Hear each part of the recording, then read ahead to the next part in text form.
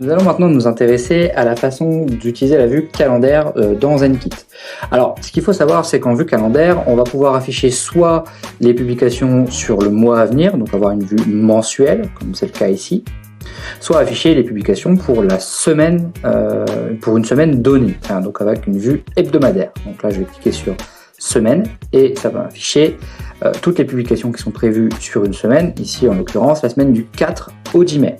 Ce qu'il faut savoir, c'est que je peux naviguer de semaine en semaine ou de mois en mois si je suis en vue mensuelle, avec les différents chevrons ici, qui sont les signes inférieurs ou supérieurs. Donc si je veux passer de la semaine 4 du 4 mai à la semaine du 11 mai, je vais pouvoir utiliser comme ça les différents chevrons pour naviguer entre les différentes semaines. Ensuite, ce qu'il faut savoir, c'est que lorsque vous êtes dans ZenKit, vous avez ce qu'on appelle des tailles de cartes, qui sont par défaut configurés par l'équipe de l'agence. Mais vous pouvez très bien décider d'augmenter les tailles de cartes.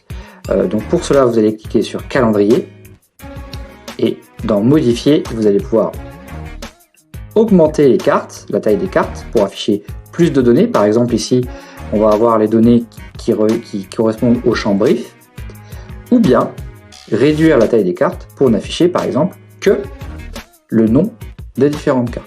Donc voilà, vous allez pouvoir jouer comme ça avec la taille de l'item.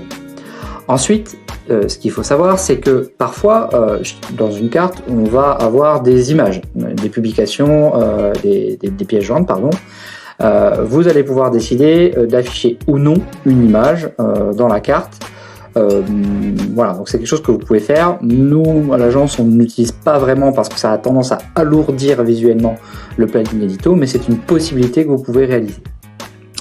Et enfin, ce qu'il faut savoir, c'est que lorsque vous utilisez ZenKit, j'en ai déjà un petit peu parlé en introduction de cet ensemble de vidéos, mais la vue calendrier vous permet d'afficher les couleurs de cartes. Ces couleurs de cartes sont reliées à leur état. Par exemple, lorsqu'une publication est déjà validée et ou publiée par le client, est déjà validée par le client ou publiée directement sur le réseau, pardon, cette couleur est verte. Si on a besoin d'un retour ou qu'elle est encore en cours de production, elle est généralement jaune ou orange.